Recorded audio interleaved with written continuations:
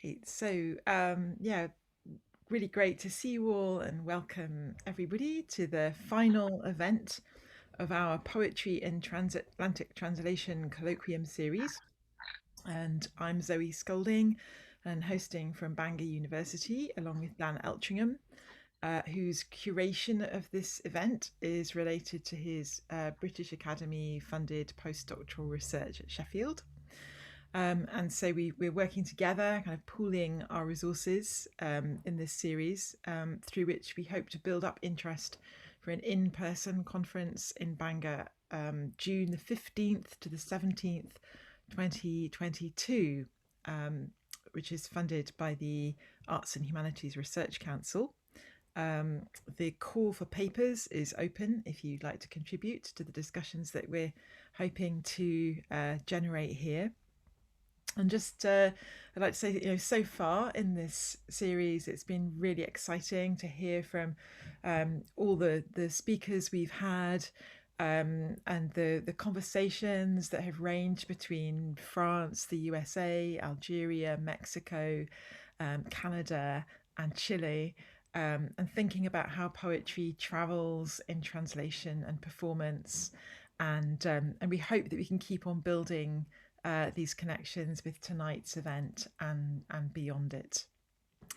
There are also a number of UK universities involved in this event through Contempo, which is a research series that's been meeting virtually for 15 years, involving the universities of Brighton, Aberystwyth, Plymouth, Surrey, and Bangor. And we're also collaborating with the Sheffield Centre for Poetry and Poetics, organised by Aggie Lahosky. So thanks to everybody involved in those groups. And yeah, welcome again. And I'll hand over to Dan to introduce our guests for this evening. Thanks very much, Zoe, and welcome everyone, and thanks for coming along. A few points of housekeeping before we get started. During the presentations, if you could keep your mics muted, but you also keep your cameras on as you wish. And then if you have questions or comments that are kind of bubbling away as our speakers are talking, you can pop those in the chat, so we can kind of organize the Q&A afterwards, if you wish.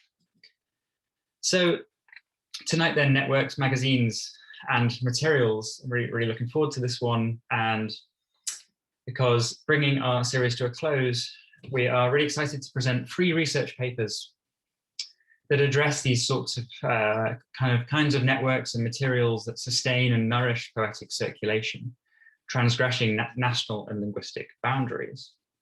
We can expect talks that map out an expanded transatlantic field that explores social and artistic connections between Santiago de Chile's Foro de Escritores and Writers' Forum London. Talks that think about the materiality of mail art, postal poetics, which criss-cross 1970s transatlantic spaces. And finally, tensions between poetics and revolutionary politics in the legendary magazine El Corno emplumado, which was a transnational Mexico City-based poetry journal at the center of many of the poetic networks of the 1960s. So in a sense, we're working backwards in time from a kind of more contemporary perspective back into the 70s and then the 60s, kind of poetic archaeology, if you will. So I'll just introduce our 3 speakers who we're delighted to have with us. First will be Jèssica Pujol Duran, who is based at the University of Santiago de Chile. And she's going to present recent research on a performative forum, Women, Body and Memory in Foro de Escritores Chile, Writers' Forum London. Jèssica is a poet, translator and researcher, currently working as assistant professor at the University of Santiago. And she writes and translates in Catalan, English and Spanish, and has published various books and chapbooks, most recently Mare, 2018, Nino, 2019, and El Campo Envolvente, 2021. She's published translations of the poetry of Joan Brossa, Elvira Hernandez, Denise Riley, Sean Bonney, Lisa Robertson, and others. And in the UK, she edits a great magazine on Spanish, Latin American, and British poetry and translation, Alba Londres. Okay, and then our second speaker will be Rebecca Kosick from Bristol University. And she will speak about mail art and postal poetry, tracing aesthetic exchange in 1970s Transatlantia. Rebecca is senior lecturer in translation at Bristol and author of Material Poetics in Hemispheric America, Words and Objects, 1950 to 2010, Edinburgh University of Press, 2020. Her research is interested in how 20th century and contemporary poetry intersects with the visual arts and other media. It examines intellectual, aesthetic, and translational exchanges in the American hemisphere and between the Americas and the UK. She's published on topics such as the relationship between participatory poetry and conceptual art, the material aspects of translation, and inventive forms of poetry such as artist books and postcard poems. She co-directs the Bristol Poetry Institute and coordinates the in-disciplinary poetics research cluster at Bristol. And then lastly, Juan Francisco Rangel Yáñez from the Colegio de México will bring our colloquium to a close with a paper entitled Poetry and/or Revolution, Social Dynamics of Translation in El Corno emplumado of the Plumed Horn, 1962 to 69. Francisco studied intercultural literature at the UNAM, the Universidad Nacional Autónoma de México, where he participated in research projects on Baroque poetry and oral literature. He then did a master's degree on translation studies at El Colegio de México, where he became interested in 20th century Latin American poetry and its international transmission, reception, and translation, particularly from a sociological perspective. He currently lives in Mexico City, where he works as a translator, and will soon publish some of his research on the translations in El Corno. So those are our speakers. It's really exciting to have them here. And I'll just say on timing that each speaker will talk for around 20 minutes. And then we'll open up to audience questions and discussion. So all in all, we should only detain you for a maximum of an hour and a half, possibly a bit less. And with that, I'm going to hand over to Jèssica. Hey, good evening, everyone. Thank you, Zoe and Dan, for organizing this amazing series. I've been following it, and it's been always kind of contributing to what I'm thinking at the moment. So I feel like, yeah, very, sorry, I'm like trying to find buttons while I speak. Yeah, very happy to share my latest paper on which I wanted to write for a while, and I came around to do it in February, and it's been published. So this is I'm going to present a shorter version of what's been published. So bear with me because some of the concepts are a bit sketchy, but if you want the full version, I'll give you the link in at the end. Okay, so I'm gonna share this PowerPoint.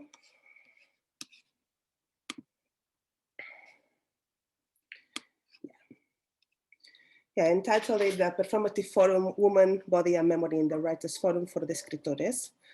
For those of you who don't know, the Writers' Forum emerged as a fortnightly poetry workshop and magazine in 1951, set up in the upstairs spaces of pubs and other London venues, where the attendees were encouraged to share their latest poetry through performance. This happened during a more general Anglophone rediscovery of poetry readings, sound poetry and the transformative power of speech, identified by Erika Fisher-Leach as the performative turn in the arts. Over a decade later, by 1963, the forum developed into a small press of the same name. Its founders, Bob Cobbing, Jeff Nuttall, and John Rowan, decided to start the press to publish their own work and the work of artists and writers they admired outside of the constraints of the publishing industry. In 2007, poet and critic Robert Shepard regrets the lack of history of this group in his epilogue to When Bad Times Make for Good Poetry, a call to arms that has seemingly led to a growing body of work on the Writers' Forum and its role in the shaping of the British poetry avant-garde revival. However, little has been yet written about a late but nonetheless paramount contact between a Chilean group of poets and the London Writers' Forum. reading the work of these Chilean poets alongside some of the regulars of the forum, such as Cobbing, Alan Fisher, and Maggie Sullivan, one cannot fail to notice a significant cultural exchange between their poetics. Something that began as an immediate connection, in Martin Gavin's words, ended up expanding into a series of collaborations and publications from the early 2000s in London and through 2003 and beyond in Santiago de Chile, in a spin-off of the London group founded by the poets Martin Gavins, Kurt Volk, and Felipe Castro. I find there is still a considerable amount of research to be done. Sorry about this because I have to keep like jumping from page to page, into the poetry readings and active collaborations between the London Writers' Forum and the Foro de Escritores Chile. And my intention is to start filling these gaps by focusing on 3 Chilean poets, Cecilia Vicuña, Ana María Bride, and Luna Montenegro. Oops, it's gone too fast. As guests or active participants in both forums, they share an interest in orality, but I will argue that their poetics also unveil a concern for memory, especially collective memory related to rituals and the songs and languages of pre-Columbian America, a specifically South American characteristic, which I will explore here.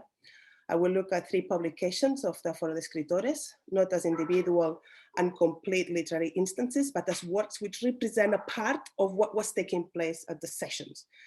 It is paradoxical. Oh God, every time. Yes, yeah. It's paradoxical because the performance, contrary to the printed pamphlet, cannot be reproduced identically twice. Thus, how can we trust a memory that is always changing? According to Joseph Roque, this is precisely the value of the performance. It is in the reinvention of memory that a transformative experience emerges among the audience. And I quote Roque. He says, the paradox of the restoration of behavior resides in the phenomenon of repetition itself. No action or sequence of actions may be performed exactly the same way twice. They must be reinvented or recreated at each appearance. In this improvisatory behavioral space, memory reveals itself as imagination. It is through this improvisatory process that the performer and the public can immerse themselves in the cultural experience. The public or auditor in this scenario plays an active role as memories come more readily to them than to us, the readers or late listeners or late viewers of that pregnant moment. Cecilia Vicuña writes, the true performance is that of our species on Earth. The way we cause suffering to others, the way we warm the atmosphere or cause other species to disappear. I cover myself with clouds to feel like the earth feels, end quote. In Vicuña's work, the connection of body to nature is crucial. In her performances, the real performance is that of mankind on Earth. She's a conductor between that human activity and the public present at the performance, giving back to humanity the memory of its own damage. As an artist born in Chile, conscious of its troubles and engaged with its politics, in her performances, Vicuña intends to reimagine the damage colonization and neoliberalism have inflicted on the land. From the constant occupation of indigenous territories to the selling of Araucanian wood to the United States or the privatization of water, the land which we know as Chile is under constant duress. Vicuña's connection to this suffering is through her body. She says the personal is political. Thus, the embodiment of these economic and political performances of man on Earth is a political performance, is a political embodiment. In her performances, more than speaking for or giving voice to the Mapuches, the indigenous people originated from the center and south of Chile and part of Argentina, and other indigenous groups, she places herself in a liminal position in which she's neither here nor there in Victor Turner's sense. A liminal place from which she's able to reinvent a collective memory of that damage. The photo session, which was later transcribed and published as says, number 6, no? In the Foro de Escritores, is useful for the appreciation of what the artist means by performance. The session in which she was present opened with Lorenzo Aylaypan, a Mapuche poet, also known as Uñumche or Birdman, for his interpretations of birdsong. He first reminds the public in this session of the Mapuche custom of playing the trutruca, the instrument of communications with foreigners for the Mapuche people. And then he starts reciting a chant combining Mapuche and Spanish. In this chant, we already see the importance earth has for the Mapuche culture. Here you have the quote in Spanish, and I'm going to read it in translation. It's like a fast translation, it's nothing fancy. Says, the one who works the soil will be full of food. People from another region will never own this land. And all memories and songs of the earth, they capture their essences, the law of the people who are alive. On the one hand, poetic voice communicates a strong will to defend the land. One works against usurpers from other countries. On the other hand, from the songs and melodies from earth, he captures his essences and communicates them to the public, just like Vicuña does when she reproduces what the land feels in her performances. Sorry, you have to go quite fast through these ideas. After this opening, which performs the function of a rite of passage, Gavins presents a workshop remembering Cobbing and their connection to the British Writers' Forum. And then Vicuña starts singing in order for the sun to come out. It's an unusual cold and cloudy spring day in Santiago, and her singing is meant to invoke the sun and all its power to shine and warm the poets gathered at the bar. After the chanting, the group settles, and with reference to Jeremy Rothenberg's presence, because he was there as well in this session, the poet Javier Tulum raises a pertinent question about the connection between ethnic poetry and experimental poetry, which I think is very interesting, but well, I'll introduce you to this question here. It says, how do you manage to tie those two ends, which have nothing to do and come from different worlds? The wall of the West and the wall of the native lands, the concept of the avant-garde and the ethnic concept. How do you manage to unite the two ends of the rope in this ethno-poetic work? Rothenberg is the author of the famous anthology Technicians of the Sacred, came out in 1967, which brought to the poetry of the Anglophone North Americans knowledge of indigenous and intercultural poetries from around the world. He replies that experimental poetry includes all types of poetry, and thus it also manifests an interest in the relations between their own Western tradition and that of very different cultures. Rothenberg's understanding of experimental poetry as a poetry that can borrow from other cultures in order to find new strategies for writing is not without its issues. No? Nowadays we can think of cultural appropriation and so on. In response to these views, Vicuña is interesting because she expresses that she doesn't completely agree with what Rothenberg is saying and the way that ethnopoetics approaches the other. That's the chant on the left that she sang for the sun to come out. And on the right you have, it's like part of the quote, it's quite a long quote, but she says basically, for me, the category of ethnopoetry is not an operating one, because ethno, what does it mean? Ethno means that certain people name others as ethno. And later on she says, Antonio Candio, a Brazilian thinker, had said that we, the Sudacas, found an instantaneous common point that didn't need theory, didn't need anything, because we were that meeting point between primitive original cultures of America and the European avant-garde of the early 20th century, end quote. So the Sudaca, or South American view, according to Vicuña, cannot be that of the colonizer on the colonized or the colonized on the colonizer, because they are criollos, no? They occupy the liminal or in-between space in which the native cultures of the Americas meet the European avant-gardes. In an interview with David Levi-Strauss, she states this clearly, and I quote, I am a mixed person, a person of two cultures, so I don't trust either. That is the reality. I use everything because I want to ask them all to remember, end quote. She feels she dwells in that in-between in the same way she positions herself in between the sufferings of the land and the rest of the world in order to remember. Towards the end of the session, after more singing, readings and discussion, the sun came out, which is great. Ana Maria Bride, on the other hand, was also present at Vicuña's session and intervened with performance in which she pulled an imaginary thread from her mouth with her fingers, placed it on a blank page in front of her, and then grabbed a pencil and started drawing a line and what looked like words without taking the pencil off the page. The whole performance is in silence and contrasts with all the earlier singing and talking. This invisible thread could be compared to the quipus Vicuña works with, as both relate to communication. Quipus are knotted strings which were used by the Indian civilizations to gather information. In Vicuña's poem, Word and Thread, which you have a bit like here on the screen, threads represent words following the meaning of the ancient quipus. No? She says the word is silence and sound, the thread fullness and emptiness. Is the word the conducting thread, or does the thread conduct the word making? Both led to the center of memory, a way of uniting and connecting. The word is silence and sound, although in the case of Bride's piece, silence speaks over sound.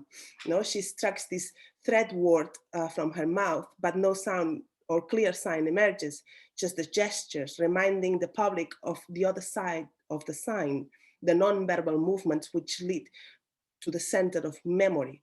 Here, given the atmosphere created in the session, this invisible thread might represent the connection that ties all the poets present at the table together, as it conceptualizes the transformation that is taking place there, from oral to written expression, from the performance to the printed pamphlet. Here, the cyclical experience of the Foro is summarized by a silent and simple act that takes no longer than 30 seconds. Bride was a young poet and artist by 2004 when she joined the Foro, invited by Gummins.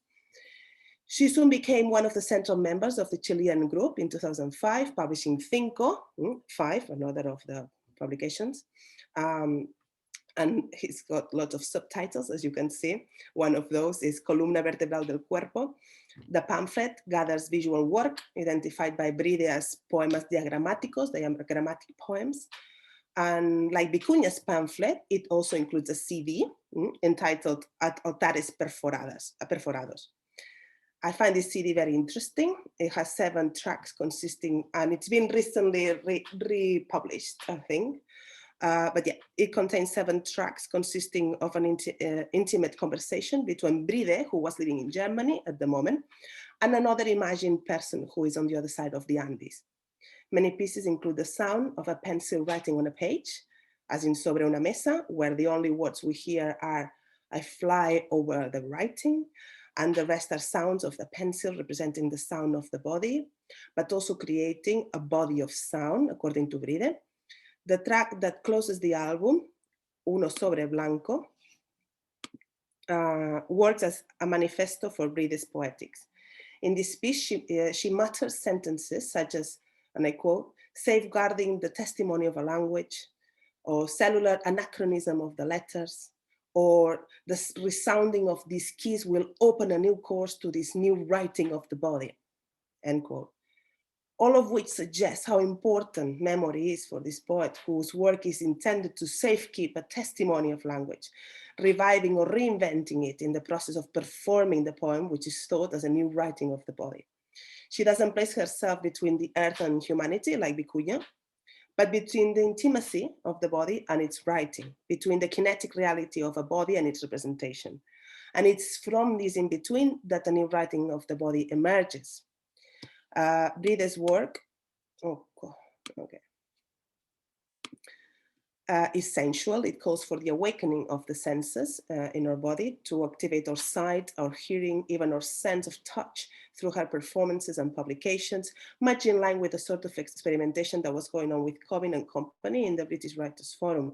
This is another case of North-South connection in the sense Vicuña was pointing at when she describes her own poetics. And in the case of Luna Montenegro, the third one I'm going to look at, the relationship with both the Writers' Forum and the Foro Escritores is crucial. She was the connection who brought the Chilean poets to the sessions in the early 2000s. In her work, orality takes a special prominence over the written word and the collective over the individual, so much so that she hasn't published an individual book up to this date. Likewise, she normally performs collectively with her partner, the English poet and early member of the London Writers' Forum, Adrian Fisher, under the name Montenegro Fisher, or even though there is, even though there isn't a book or pamphlet collecting all of the work, her work appears in numerous Writers' Forums publications and international magazines, and is very well documented on the website she maintains with Fisher, which you can check. In her contribution to the Foros, to the Santiago and collective publication, 14-15, which is like an anthology with different poets, in 2006, this is one of the poems she contributes, we find a poem that doesn't have a title, this one, but starts saying, Las vírgenes no saben de coñipoñi. That in English is, the virgins don't know of coñipoñi. Okay, this coñipoñi is like is a worm, and places us in the island of Chiloé. It's an island off the coast of Chile, of the south of Chile. And it refers to a chilote mythological creature that looks like a worm and has the function of protecting babies. Coñi means birth and poñi means dad. If fed with human mother's milk, the chilote is thought to make the child happier and calmer. Kind of like a nanny, no? A sort of nanny that assists the mother in the laborious work of nurturing the child. I'm gonna go back to the poem, okay? The whole poem alternates, as you can see, lines in italics written in Chono with lines in Spanish. At the end, there is a note explaining that the text is taken from a Jesuit text called Doctrina para los viejos chonos, doctrine for the old chonos, the people of the Chiloé islands. Chonos are people, the people who live in different islands, not just Chiloé, but the field islands. This is from the 18th century, and which the last written fragment of Chono is found, so it's quite an important document. But it's also a catholicism. When she wrote this piece, Montenegro had just returned from a trip to Chiloé. And in an interview, she explains how her poetry was influenced by that trip. Her creative process, according to her, is psychogeographic. This means that she wants to rescue the experience of the landscape, of what surrounds her at the time in her poetry. That's why for her, lost languages aren't dead, because they have a present that comes to life when read or performed. Talking about her particular experience with Chono, with this language, Montenegro says, quote, despite being a dead language, when I started to investigate Patagonian languages, I realized that when reading many of those works, they had a lot of presence. They made sense to people, despite being words that we don't know. Perhaps this also has to do with orality. Thus, when the, and end quote here, thus when the words are used, they acquire a sort of meaning, even though we are not familiar with their literal sense. And she attributes this to orality, to the performance of these words with our body, as well as with our voice. No? The bits of the poem that are in italics, addressed to the poet's visit to Chiloé, her own experience, they are full of references to the culture and history of the island, including the pezón de nalca, nalca's nipple. Nalca is a local plant from the area whose flowers endings look like nipples. And also la sangre de Caguach's blood, no? One of the small islands of the archipelago. The references are not random. On the contrary, they produce a clash with the Christian religiosity written in Chono. The sensuality and fantasy of the land and its culture contrast with the monotonous exposition of Jesuit doctrine. Despite their efforts to transform the minds and souls of the people of the islands, the Jesuits couldn't eradicate their memory and ancestral rituals, here reimagined by Montenegro's poem and performance. Montenegro has also been working for a long time with the Selk'am language and its culture. Selk'am is another indigenous people of the South, is another language. from the Patagonian regions. A recent publication in a special edition of the magazine Poetry Wales, if you can find it, I really recommend it, in 2015, dedicated to Patagonia region, has some of these poems by Luna. Montenegro writes that she's interested in the performativity of the poem, in the act of naming and saying words from their languages as a political act. Like Vicuña, Montenegro's work is highly political. In her case, she mixes lost languages with Spanish and English, or the languages of the colonized with those of the colonizer, interviewing the living with the extinct, in order to produce that clash, that Vicuña was also looking for, to make the poetic experience transformative, its kinetic sounds and movements into an experience of memory. And just to wrap up all this talk, the artistic cycle of both the Forum, the Writers' Forum and the Foro de Escritores works as an autonomous machinery that recycles memory at the same time as it documents its presence in beautiful objects, all in the margins of the book industry and museum circuits. Far from being humble, these poetics are full of power. They are pregnant with meaning, and considering there are 3 female poets, which it's been interesting to compare how their words and expressions cross the boundaries of language and classic poetry in order to find or re-encounter themselves with their ancestors, their bodies, and their lost languages. We have seen that the plurality of these poems make the work multiform. The plurality of meaning doesn't come from the linguistic experience of reading a poem, or not only from it. Instead, it's by focusing on its orality when the poet performs the poem that the work becomes most alive. The cycle from the first performance in the session, read aloud or improvised, up to its assembly and publication, makes the forum spaces of collaborative experience intrinsically linked to the poetics of the body and collective memory. Sorry about the speed, but I know that I'm probably over time. So thank you. That's it.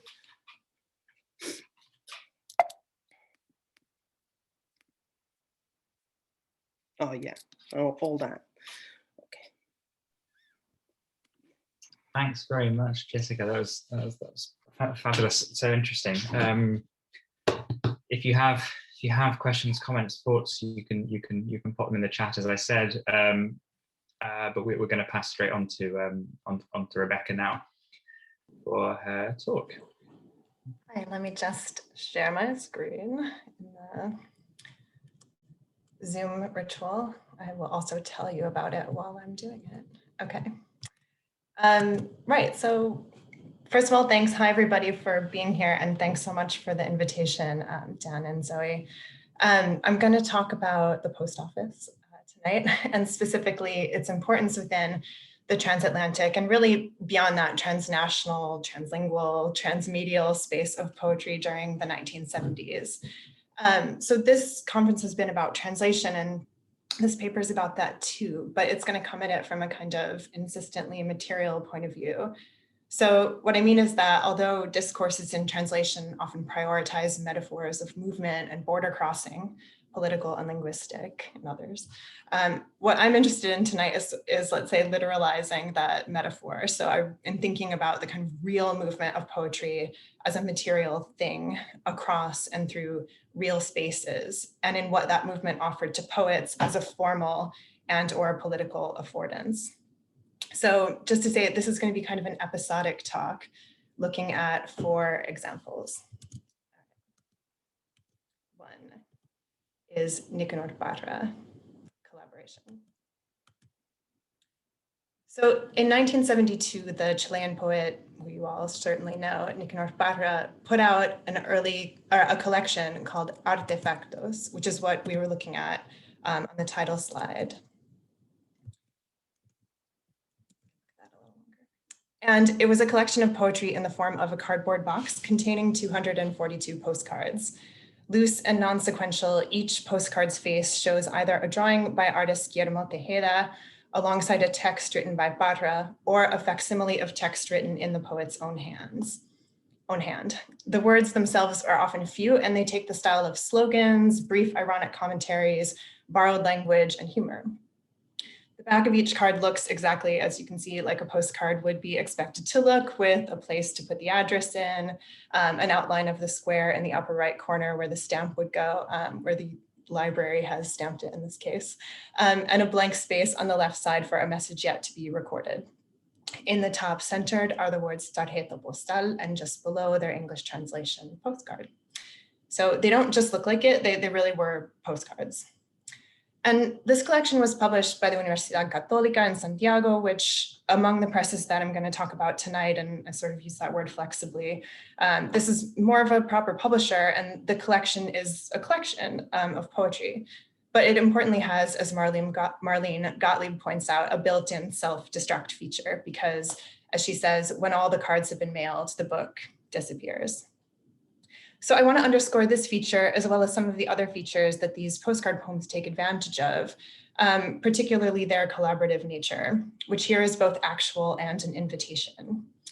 And another kind of collaboration, their intermediality, which is a characteristic of postcards generally, but poetry less often, although not tonight.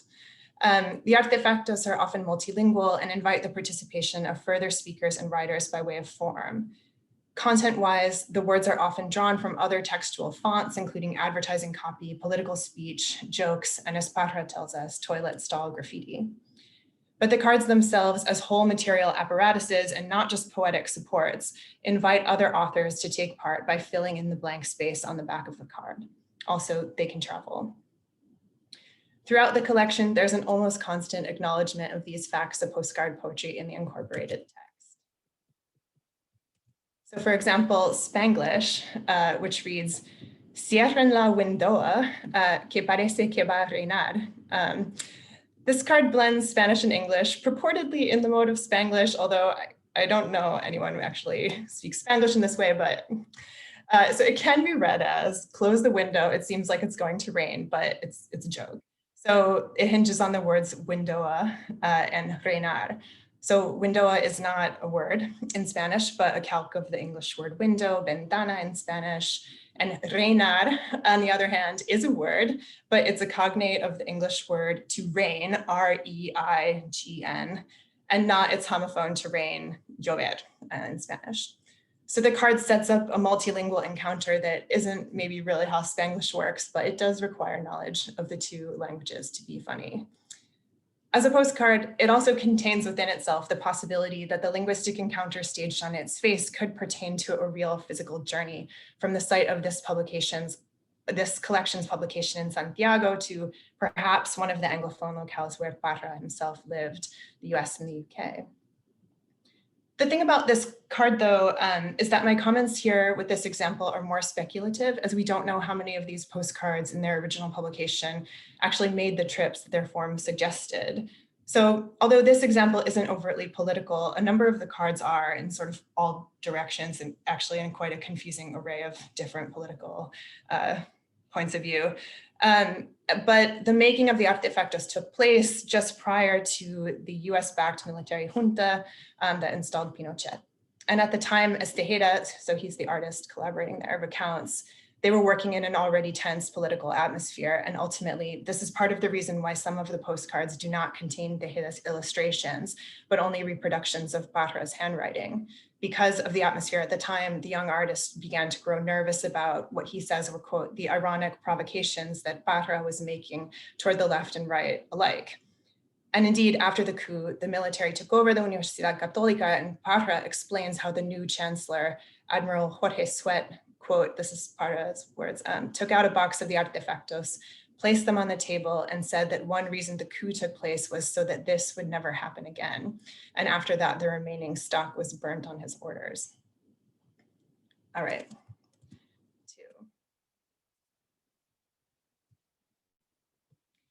Victor Hernandez Cruz and non-translation.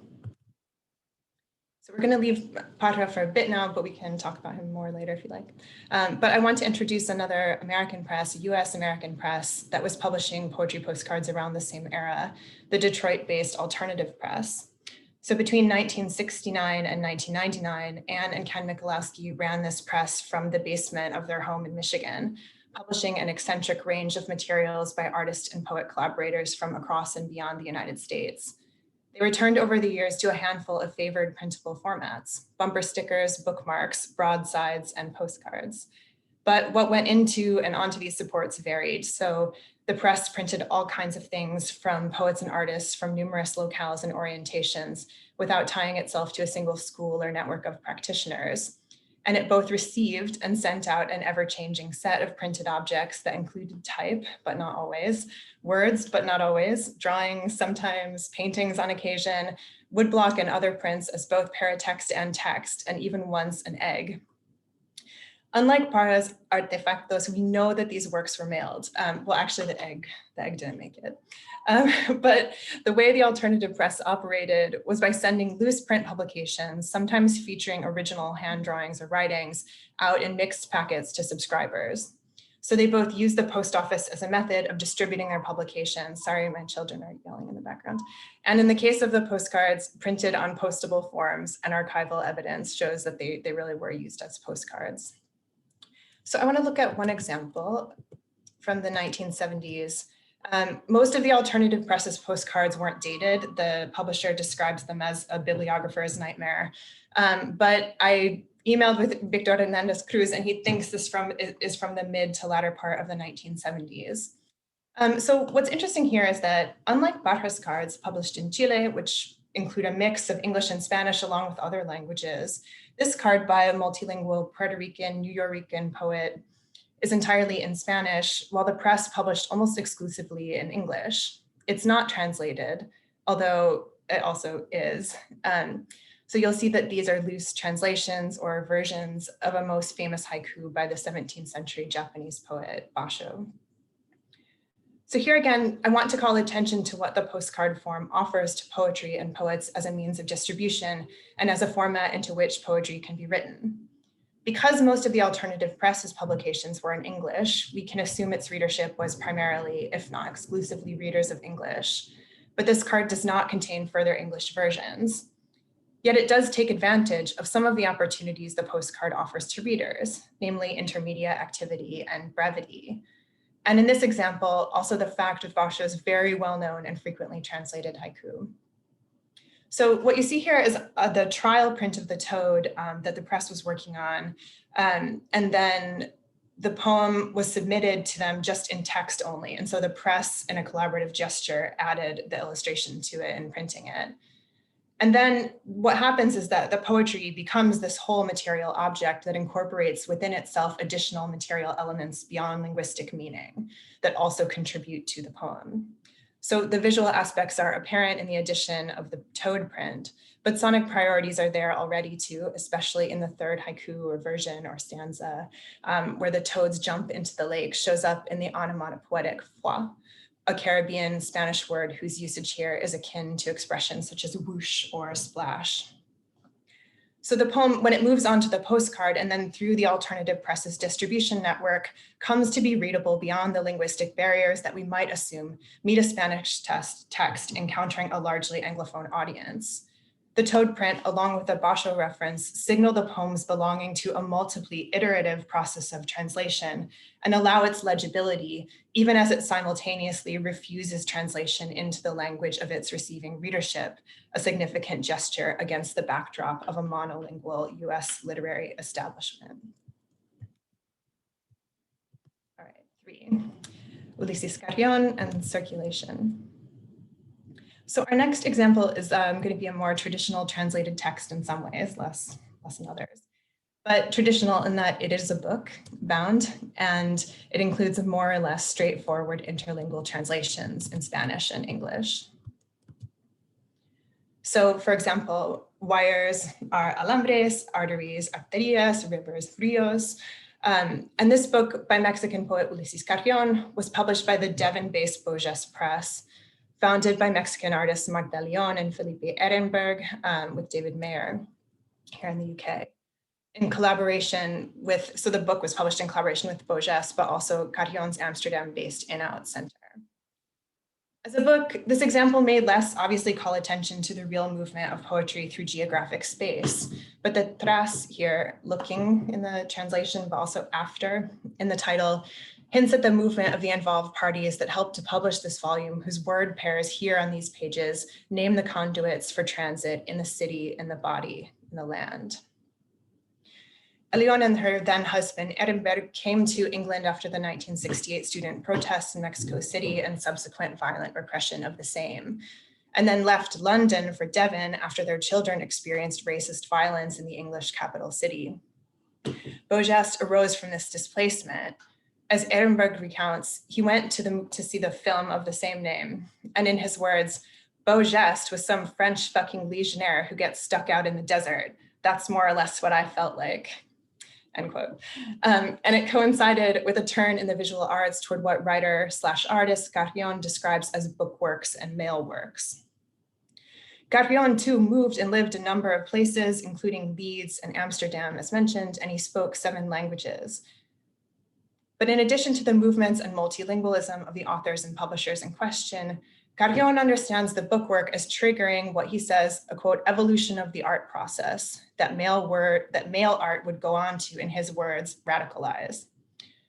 So if mail art is, as he says, quote, the art of using the mail, end quote, then one thing it offers is a chance to go somewhere else, to make art from there and through the post office distribute those works, be they limited edition artist books like this or one-off artifacts or artefactos, as we have seen. As Carrion notes, quote, books offered the artist the advantage of multiplicity, and this made possible a wider distribution of the work. Mail art strengthened these tendencies. They stop being external to the work and are incorporated as formal elements. So this is still his quote. Let's not forget that this has practical consequences of great importance. An artist doesn't need to live in an art capital to have his voice heard, end quote. Though, as Anna Gilbert writes, Beaugest was not a mail art venture strictly. Zana says, it did tap into the aspects of that network to distribute books and ideas and to sidestep the institutional art world. This allowed the press to connect displaced and disparately placed artists and writers from their location in the English Southwest and to distribute works of art by a range of international artists within a geographically British cultural scene. This included as well the publication of Cecilia Vicuña's early artist book Sabor a mí, a bilingual Spanish-English edition also, written following Vicuña's own political exile in London from Chile, which shared one of the first poetic artistic accounts of the Chilean coup to be published abroad.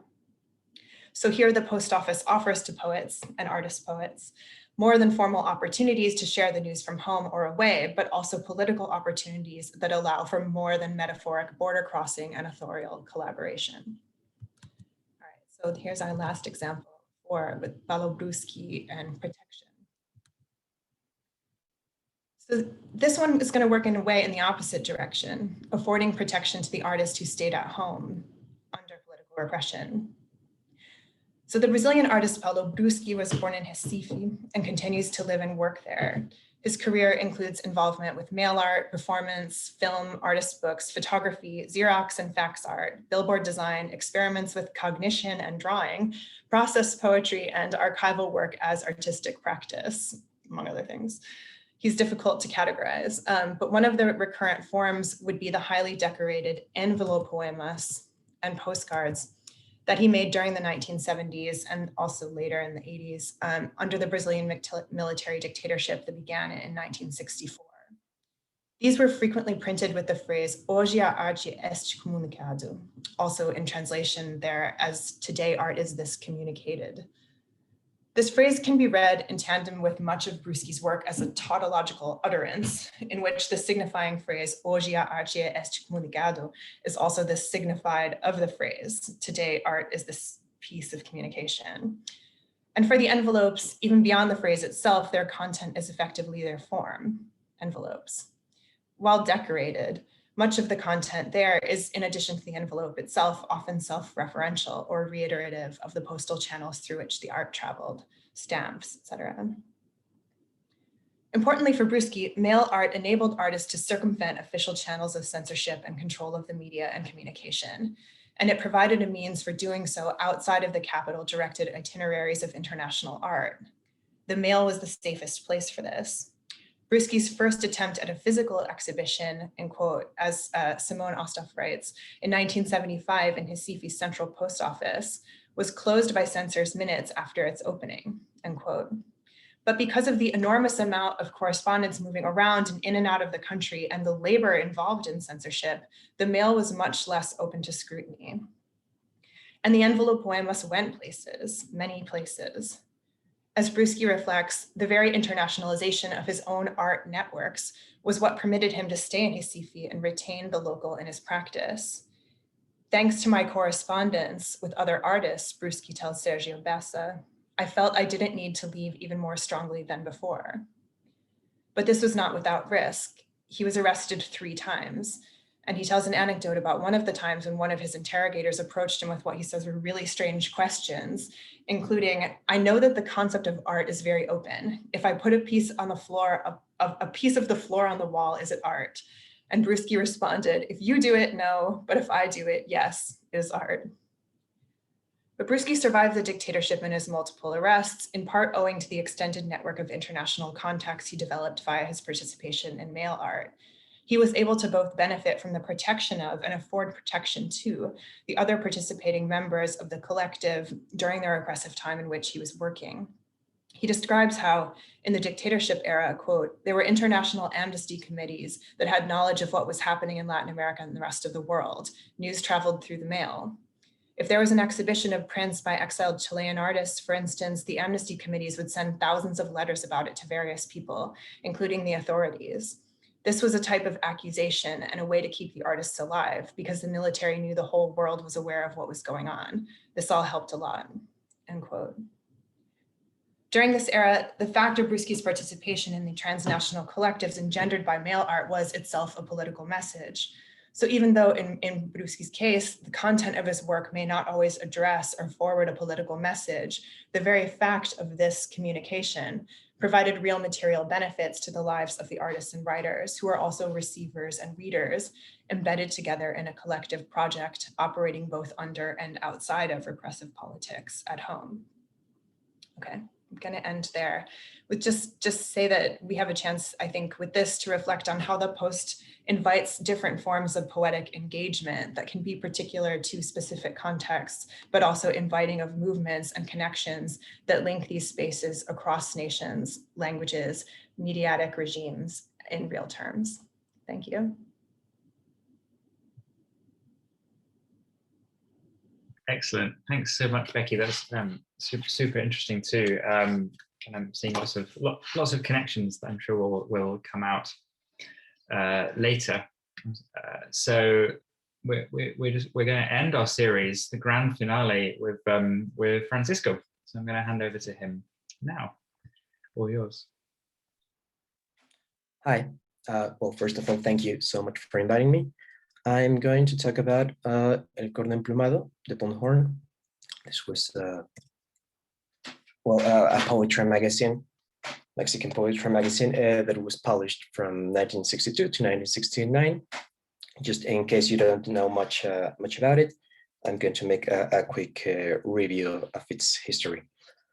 Well, as I was mentioning, this magazine was published in Mexico, mostly focused on poetry, but they also gave space to some prose, mainly short stories and essays, also letters from the collaborators and some friends of the editors, and illustrations in different ways, pictures, drawings, photos. At the beginning, during the first years of the magazine, they published 2,000 copies per issue, and by the last issues, it was 31 issues in total around these 8 years of the magazine. Well, they published 3,500 copies every issue. Every issue. They were distributed in more than 18 countries. The thing about El Corno emplumado is it somehow became very widely known through some circles. Some consider it a sort of underground publication because it wasn't really interested in publishing the most canonical of poets. It was mostly interested in publishing the avant-garde, the contemporary poets that were not being as published as some others. So in order to understand a little bit more of this phenomenon, I had to talk a little about their beginnings and their editors. Well, on the one hand, we have Margaret Randall. She's a North American poet. She grew up in New York during the 50s, and she was very close to all these movements that were surging at the time, the Beat Generation, the Black Mountain Poets, some of the imagists. So she was well connected in this artistic world, and she was starting to write her first, I think, her first couple of books in her 20s before she decided to come to Mexico in 1961, where she met Sergio Mondragon. They met each other through different connections. So an important thing I believe about the Corno emplumado is the social connections. They made the social networks among all of the continent and some countries in Europe. Margaret Randall, as I mentioned, was close to the big poets. One of them, Philip Lamantia, was living here in Mexico, where he organized these parties with a lot of poets, a lot of artists, where they gathered together and they realized, well, the North American poets didn't know much about the Latin American poets, and vice versa. They knew about each other's most canonical, most famous and prestigious writers, but not about the avant-garde movements, the contemporaries. So they decided in these parties, as maybe many of us have said, let's start a magazine and let's fill this void of well, the main idea was to create this really big network of poets and artists, initially through the continent, with the intention to make a brotherhood, as they call it, in order to change the world, to bring more peace, because we have to consider this is happening during the Cold War. So there's a lot of political tensions that would later be reflected in the magazine. Just as a very quick review of the evolution of the magazine, I'm going to use the divisions that Gabriela Silva uses to study the evolution of the magazine. She divides the Corno emplumado in 3 stages.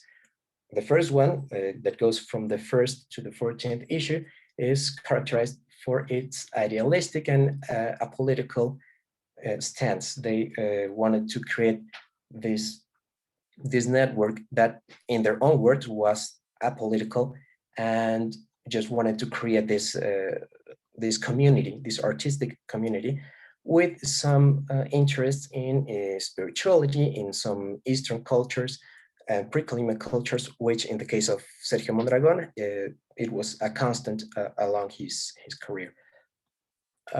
During these first issues, the magazine was mainly publishing some close friends and people around the circles of Sergio Mondragon and Margaret Randall. But as the magazine started growing, they reached this second stage from the issues 15 to 24 that was characterized by, well, they became a bigger magazine with a broader audience internationally in many countries. And they also had this, what Gabriela Silva calls this political awakening, which is reflected in the content. It no longer is only idealistic poetry, but they start to consider the social issues of every country they are publishing from. This starts to create some tensions among the collaborators. We can see in the letters, for example, a constant discussion about should poetry talk about politics, or should they be separated topics. Some said we should separate them, some said artists should talk about politics. These tensions grew as the magazine advanced until we reached the third stage, the final stage of the magazine, which was had a much stronger political engagement and was characterized by Sergio Mondragon's exit from the magazine after his separation with Margaret Randall. This last part of the magazine didn't use as much English for some political reasons, which I will mention later.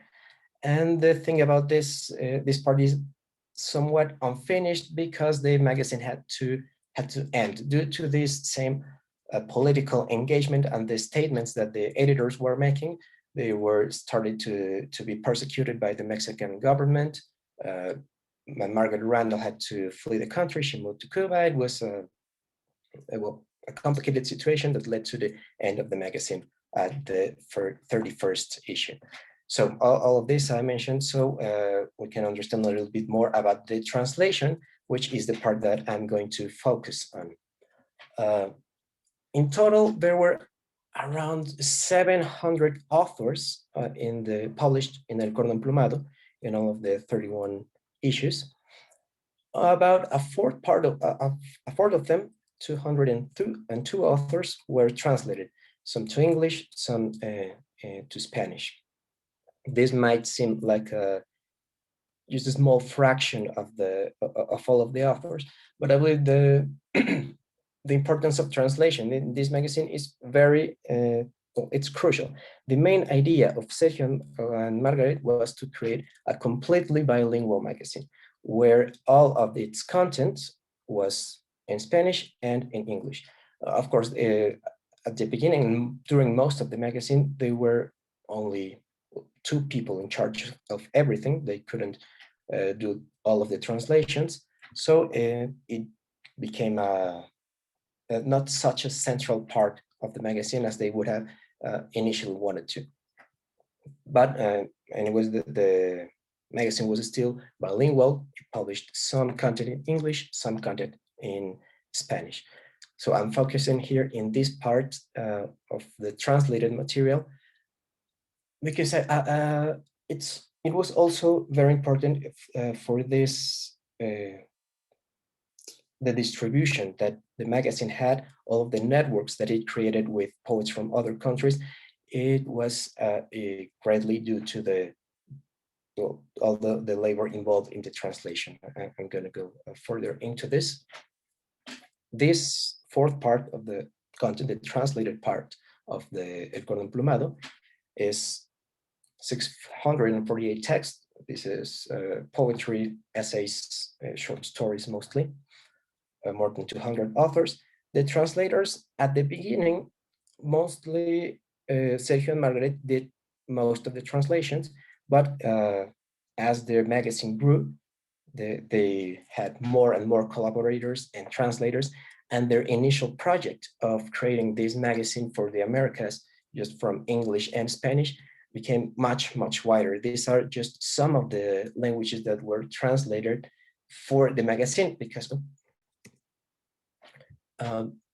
because they also took texts from other languages and, well, put them in some of the issues, but the translators, well, the texts that were translated for the magazine were from these languages. The thing about this, all of these translations, and a question that Margaret Randall herself asked was, how was it possible for this small magazine coordinated by 2 people to grow into such a big phenomenon? Well, there are many reasons to explain it. I have studied the magazine mostly from the sociological perspective, using the theories of Pierre Bourdieu. He talks about the different capitals of the magazine. They didn't have much economic capital. They were always asking for patrons. They didn't have much symbolic capital because they didn't publish the most famous, the most prestigious of authors, although they used some of them and able to gain some prestige and to be taken more seriously. But mostly their most important capital was the social capital. All the connections they had, the networks they created were mostly the reason that they could create all of this phenomenon that was the El Corno emplumado. So I can identify 4 main dynamics that led to this growth of the magazine around translation. In first place, we have the agents, which are all the people that intervened in different ways for the publication of the magazine. First of all, the editors, Sergio Margaret, because they were in control, they were in charge of what was published and what wasn't. The patrons, which were sometimes their friends, sometimes the Mexican government or embassies or businesses. The representatives were a very interesting part of the magazine. These were people from different countries who represented the Corno emplumado and looked for poets on their own countries to invite them and publish in the magazine. In the case of European representatives, here we have some of them. A couple of them are from England. Well, thanks to them, we can see today some of English, German, Spanish, and very different poets led by these representatives and the translators, of course. The anthologies were another strategy to create this network. In different numbers, in different issues of the magazine, we can see anthologies focused sometimes on a certain topic, like revolutionary poetry, or by country, Cuban poetry, Swedish poetry.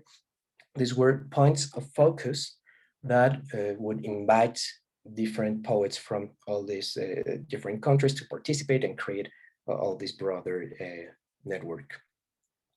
Then we had this strategy of authors, translators.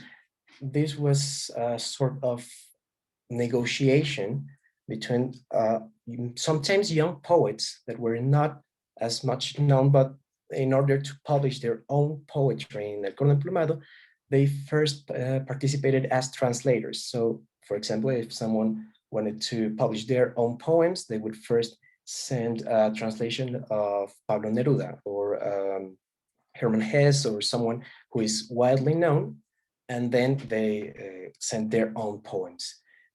Or sometimes the most known authors would translate someone who was not as known, and they would give them some exposure. And also finally, their relationships with other periodicals. This was, of course, very important because I have here some of the, well, both lists, again, are taken from the research of Gabriela Silva. These are in the particular case of European editors, founders, and collaborators of magazines who published in El Corno emplumado. I would mainly highlight here Tom Raworth with his magazine Outburst, which was very important for the beat generation, for example, in America, for a lot of avant-garde poets in the 20th century. Well, the relationship with Raworth and some of these editors was, well, led to the growth of the intellectual network around poetry in El Corno emplumado. So considering all of this evolution of the magazine, we can, and how the translation works, we can see the purpose of translation was changing, as well as the idea of the magazine in general. As I mentioned earlier, and during the first stage of the magazine, which was more apolitical, idealistic, there's a contrast between this and the later parts where they were aiming for something more political. The purpose of translation also changes. We can see from the initial project, they were looking for translation as a cultural exchange, and that became a search for a cultural revolution, not only to exchange poems, but to create something more political out of them. Their initial project to search for the literary quality and let the great unknown poets be known, that started to take less importance, and the social message became more important. During the last issues of the magazine, there was maybe even less poetry than in the rest, because there was more space for the essays, for the political statements, because the main mission was to share a social message, not so much the search for the literary quality. The poetry networks that initially wanted to create this brotherhood of artists so everyone could be peaceful together became into political networks, not only from artists and poets, but from anyone who was interested in a revolution, in a, well, mostly a socialist way of thinking. Initially, the recognition of in the cultural field was something they were not really aiming for, but they did notice, and when they were not taken into account by them, and it became some sort of an issue at the beginning. Then in the later issues, they weren't aiming for this. The translation was looking for the recognition in the political field. Again, literary quality was not their aim. And finally, translation in general went from being a literary exercise to a democratizing exercise, not only of poetry, but any form of knowledge.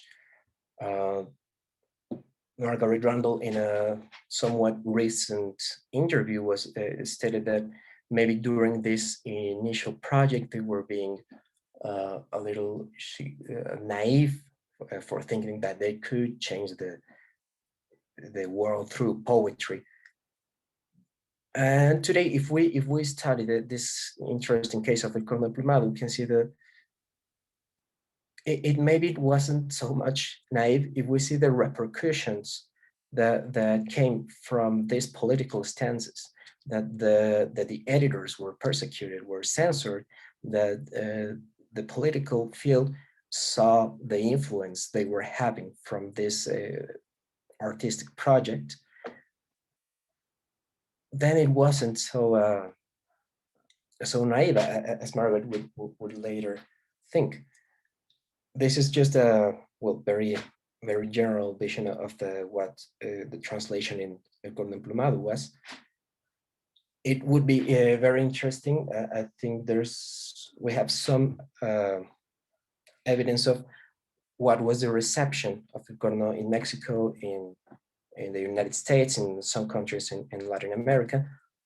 But as we have seen, it was also distributed in Europe. And as far as I know, there's not so much evidence about how was the Corno emplumado received and perceived in the cultural and literary field. That would be a very interesting exercise that, hopefully will be researched later. Here I leave some of the basic bibliography around El Corno emplumado. And yeah, that's it. Thank you.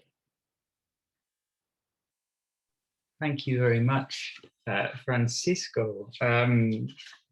Okay, so we've had these free talks with lots of I think kind of overlapping areas, thinking about text and circulation, but also orality and forms of memory, and in all of them kind of political repression, actually, in kind of different ways.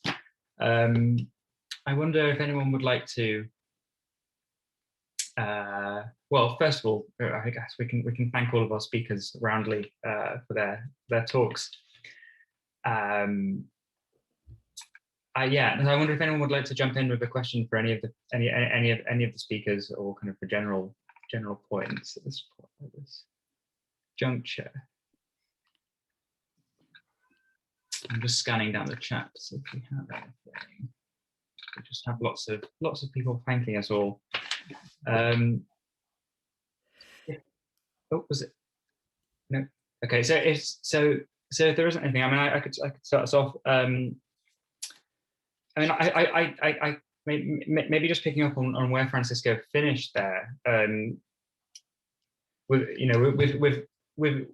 the aim of this whole series in mind, really, to kind of open out what we mean by transatlantic, which I fear is very often thought about in terms of this kind of like North transatlantic space. And I think right from the first of these talks, we were thinking about when Pierre Jory said, well, what do we mean by the North Atlantic turbine? What about the South Atlantic and the kind of Gulf Stream that's kind of swirling around there? So, and I was just thinking about what Francisca said at the end about there needing to be more work on the reception of El Corno in Europe. And I think Jèssica also said something along those lines, right? That there's a lot more work to do on those really interesting crossings between Chile and London from the early 2000s. So I guess I'm just thinking about like how you guys kind of see that as a textual space or a space of circulation.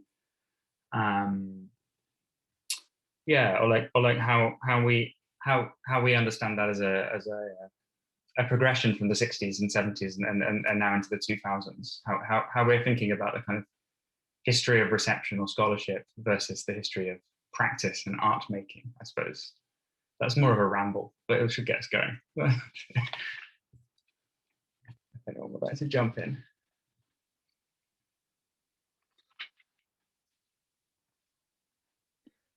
Hey, I don't know if can you hear me well, because I have a bit of a technical problem. Maybe not. Yes, can hear you fine, Jèssica. Yeah. Oh, that's great. Yeah. Because okay, someone else is teaching, have a crying baby, so I might have to go soon. Yeah. It's quite late. Yeah. But yeah, I think that it's been great to hear Rebecca and Francisco, and I would really like if there is a recording to share papers about this, because I think we're starting to conceptualize the exchanges between the new avant-gardes, really, Latin American and European. We're thinking about Corno emplumado, the Plume horn, and also the Bouge Express and the Foro Escritores. For me, all of these are similar networks that of poets and artists that are very interested, some coming from fluxes, they're very interested in internationalism and also in sharing their works, in the material, and I think there is like a kind of like, even from Japan, Bouge Express published lots of Japanese poets, and I think there's lots of kind of like crosses between these currents that I think is good that we're starting to write on and sharing our work on it. Sorry about the connection if you don't hear me well. No, we hear you perfectly. Oh, cool. Okay. So, yeah. Would either Becky or Francisco like to take off from any of those points?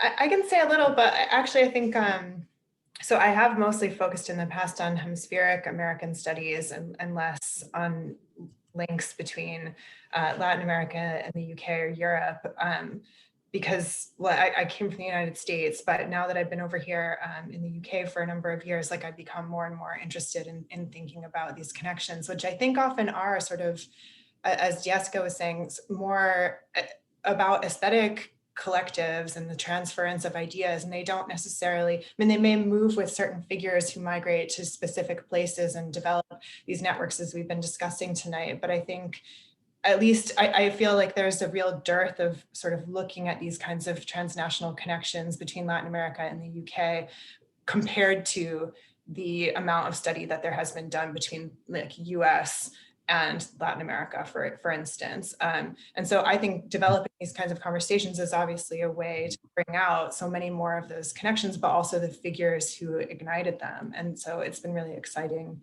to get to be a part of this. So thanks to hear everyone else's papers.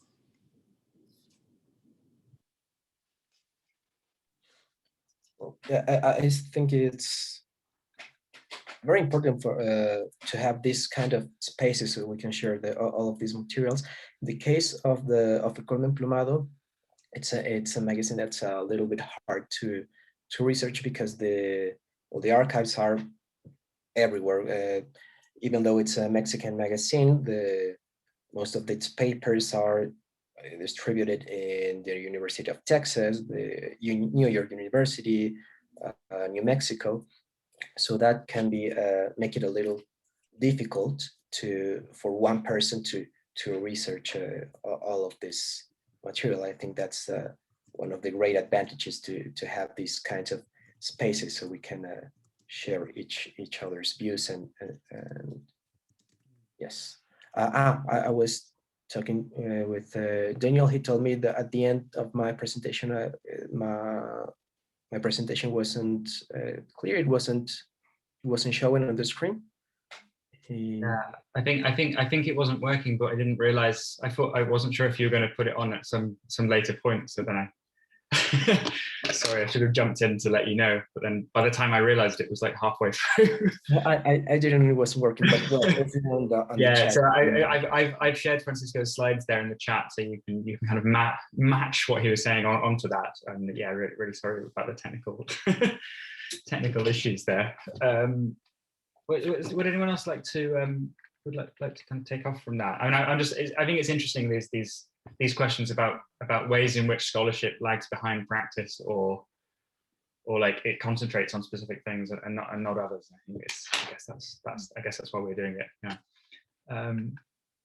But there's lots of other places, areas. So Robert Hampson, would you like to ask Robert, or should I read it out?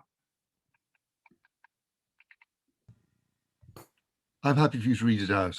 Oh, okay. So Robert says, I'm interested in the different ways of creating communities implied by the three papers: local performance spaces, mail systems, magazine-based networks, and where we go from here now. So like, yeah, I guess a question about the medium, I suppose, and how that creates community. I think it's a very pertinent question. Sorry, I jump on it because I'm actually wondering myself as well. Like when, no, because I'm working on this, like, yeah, the spaces, the exchanges, and it's like, oh, okay, we're putting all this together, but what's going on? I mean, in a way, I feel that it's still ongoing.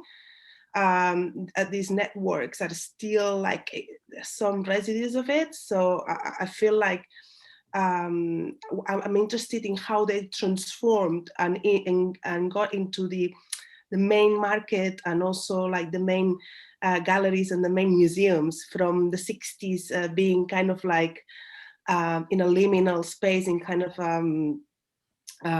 out of the mainstream and out of highly political, and things like Bourgeois Press ended up, like Felipe Ehrenberg, like getting this massive Guggenheim grant and publishing in Mexico, the last Bourgeois Press / Mexican issue of the press in this beautiful way, and kind of like mass market and stuff.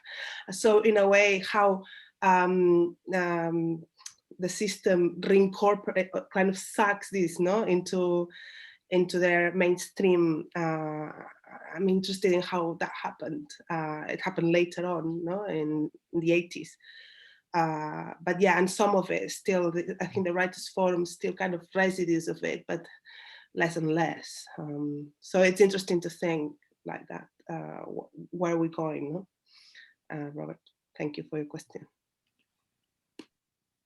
Yeah, I was thinking too, just in relation to the sort of capital colonization of some of these, like initially democratizing kinds of gestures and practices and collectives, that I was thinking about this, because some people think about mail art, for example, as like a proto-digital networking kind of arrays, right? But I was thinking about this today, and just thinking about what a difference it is between, the mail as a public utility, an arm of the state that in some ways could be turned to the advantage of these artists, but in any way was like a socialized kind of space, regardless of the countries that were or were not socialized spaces themselves. But whereas the internet as we have it now anyway, like maybe in the early days of the internet when there was a bit more optimism about its structures and potentials, but in the internet as we have it today, it's not a public utility, right? And it's corporate and it's owned privately and it's controlled by capital. And we have sort of narrower spaces in which to develop these networks. I mean, obviously they still exist, but narrower spaces in the sort of like public utility sense that the mail offers. And as you know, Jèssica's saying too, that the mail and some of these networks, they still exist, right? So it's like we can still do mail art at any time, and we can think about its like possibilities without necessarily treating it as a precursor to digital versions of networking and things. But I don't have an answer for that, but it's also something I've been thinking about in terms of, I don't know, the control over the private control over public and collective opportunities.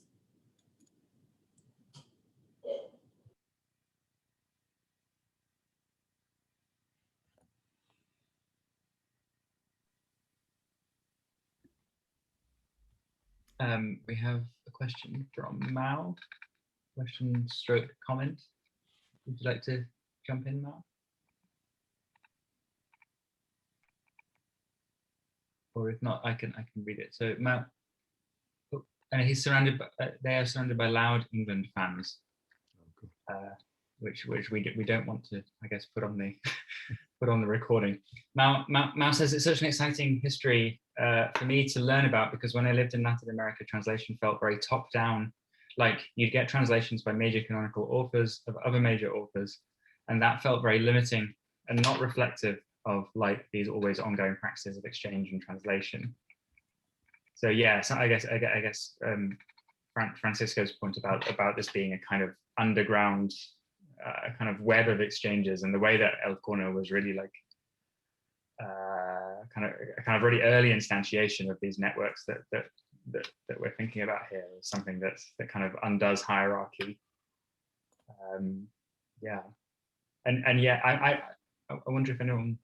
I mean, I was wondering if Francisco would like to say something about the role, more about the role of these ambassadors in that sense, or if anyone would like to jump in really on that question of hierarchy versus kind of horizontal networks. Well, yes. Well, regarding the question, yes, it's probably always like that. To translate authors who are not very known or canonical is always a task left for some maybe more underground publishers or a job that is not very often paid, but it's this kind of thing that we have to find a way to make the space for it. In the case of El Corno emplumado, in your question, then these representatives were, well, mostly they were in charge of these anthologies that were published in El Corno emplumado.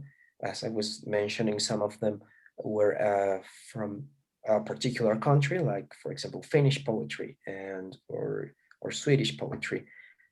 So these ambassadors, these representatives, would look for, well, they would talk to Sergio Margaret, and they would say, okay, I'm going to look for poets that I think are good and that should be published and that should be translated for El Corno emplumado.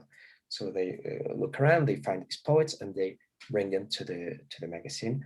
And it was also very often an exchange. We can sometimes find poems from Sergio and Margaret in other magazines of other countries, which makes us believe that it was a constant exchange of material, of poetry, and well, it's part of this literary network.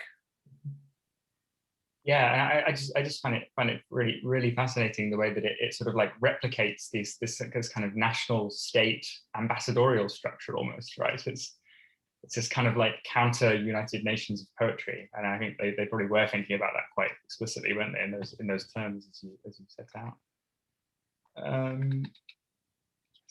Would anyone else like to comment on those questions? If not, Zoe has a question. For the translations, I like also to add that, yeah, I was looking at this Ulises Carrión translation or no translation. Felipe Ehrenberg as well call it the no translation. Also, I think it comes from Cecilia Vicuña's Grupo No, in Chile that started saying, these quick translations and mistranslations and creative translations, I think are very interesting to study. But also this, I think there's a bit of an illusion of horizontality. I think there's still what I see from the Latin American side is that there is not, I mean, you have Parra, for instance, playing with the Span-English, and you have lots of examples of Span-English games and in Mexico and so on. But not as much translating canonical authors and playing with that, in Latin America. You know what I mean? Like being creative with authors from the north, But it happens more like kind of in Europe or in the States. It happens more, which makes me think that there is not this horizontally that we're talking about. We're still like from Latin America thinking, or from Spain even, not thinking of translation as something quite serious and something that we have to do kind of literal translations of. And it's rare the case of like finding these creative translations in the Hispanic world. I find it difficult. I mean, there are some cases, but not many. On the other hand, we have so many going on in the British and the American avant-gardes. So it's interesting to see and think, why is this happening? Yeah.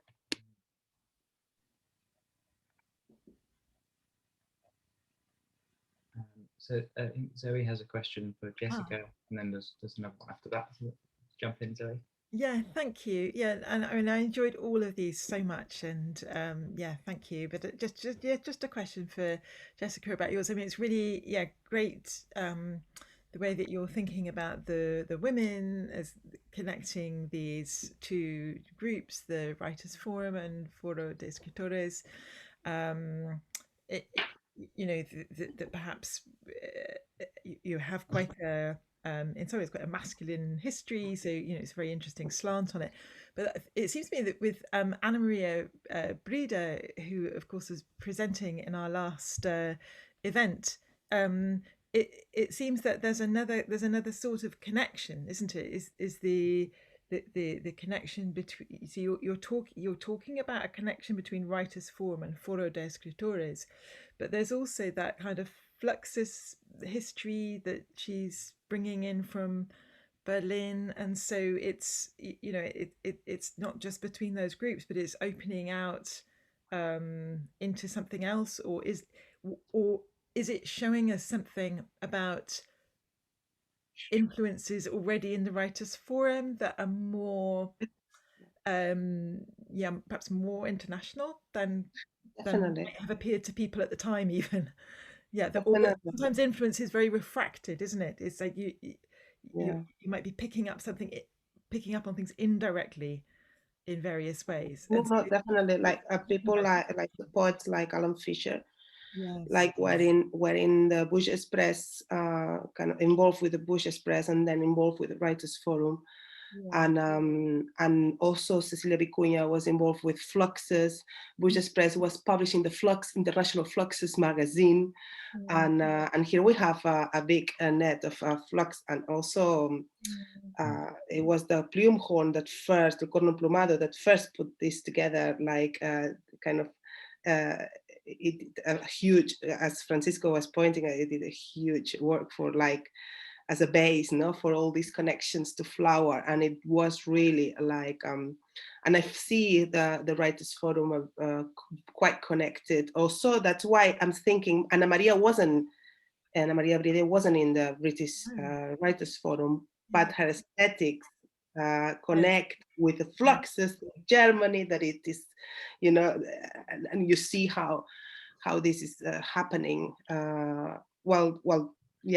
It was international, definitely, not just. So it's a sort of you're picking up on a parallel there rather than actually a kind of influence, but yeah, really, really fascinating. Yeah, thank you. Exactly, the flux show. Yes, Robert. Yeah. we have a question from Elspieta, who says Jèssica spoke of performance which cannot be reproduced exactly, and therefore invites reinvention of memory. It strikes me that it may also be an interesting way of conceptualizing translation.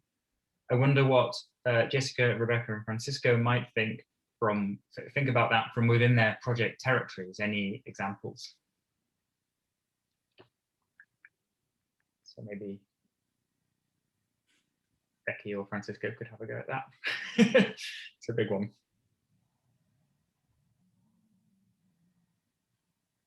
Well, in the case of Corno emplumado, maybe not so much about a performance, but the translation is sometimes some sort of recreation of every text, particularly in the case, for example, this Brazilian poets, I forget their names, some poems that are mostly graphical, but have some letters, some words in them, and their translation has to be a recreation of it. Sometimes the translation needs to change the most visual parts. And well, it's the eternal thing about translation. It's never going to be the same. So every translation is a recreation of something else. Maybe not as much as with performance, but somehow is.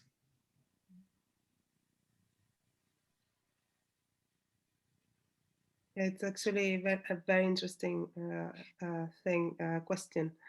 Thank you for bringing this, and I'll think about it, because it really is as well like a reinvention, and never the same twice, even by the same translator if you try it twice. So it is interesting to think about it. I don't have an answer, but yeah.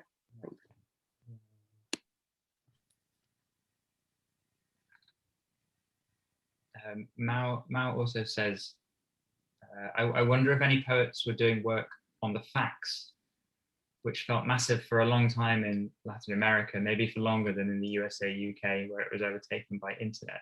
So again, kind of going back to medium, I guess. I can say something about that. So I know Paulo Bruschi did a lot with the fax, and he has a funny, punny tautology again that he would include printed on his fax art, which was assim se fax arte.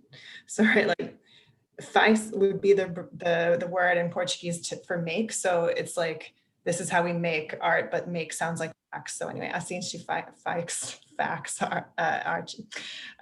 But I have a picture actually. I can show you really quick of one of his fax art, for example. But I think it's really interesting because, so with Bojas, for example, like they started printing on a kind of mimeograph machine that Ehrenberg bought when he got over here, that had been outlawed in Mexico to prevent people from easily distributing political materials that were against the priorities of the government. And then, you know, I've done a little bit of work on another Mexican poet, Jesus Arellano, who's a typewriter poet, who was working on a special type of like early IBM word processing machine that he bought in the United States. And then with the Alternative Press, who published the Hernandez Cruz postcard that we looked at, they bought like a 1910 Chandler and Price letterpress from the Detroit Artists Co-op down the street that was printing leftist literature on that machine before the Alternative Press took it over and started publishing poetry and leftist poetry too. And so another thing, or another angle into all of these kinds of discussions is also the circulation of media and its availability in these different locations that facilitated the actual printing of these material objects that then circulated subsequently. So that's a really interesting question. And yeah, I almost showed you some of the fax art of Bruschi, but it was from the 1980s and I had put my title as the 70s and I was like, oh, I can't show it then. Wow, that's amazing. I didn't realize that they were using these mimeographs. I didn't realize that those mimeographs were banned in Mexico, but I guess that makes sense, right? I guess Stetner. Yeah, because you see all these images of the '68, don't you, of the students with the kind of printouts, the pamphlets. I guess. Yeah, so it was after that they were. Yeah. It makes me think of that Diane de Prima line about the most useful thing you can do with a mimeograph is drop it on a cop's head or something, right? Anyway, so it's perhaps a sidetrack, or perhaps not. Would anyone else like to say anything else by way of? I feel like we're coming up to sort of 7:45. It's been great, really great discussion. But I think there is room for any summative remarks if anyone would like to make them, or any final questions. Okay, so I'm going to press stop at this point. Oh, well, first I'm going to say thank you very much to all of our speakers for your insight and research and generosity, and for everyone for coming along to all 4 of these series. It's been a blast. Thanks to Zoe as co-organizer. Yeah, thanks to Dan for hosting today, and and everybody who's come along. It's been great. Yeah. Thanks so much for having us. It's really nice to meet you all too, who I haven't met before. Thank you. It was great meeting you.